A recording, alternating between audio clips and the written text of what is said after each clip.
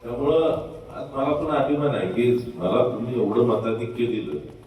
4 याला यस जवळपास त्याला 70 कोटीचे आहेत आणि ही 25 कोटी म्हणजे 95 कोटी रुपये हे झाले आणि मांडव्याला येणार आहे किमान आपल्याला 10 कोटीचा खर्च आहे.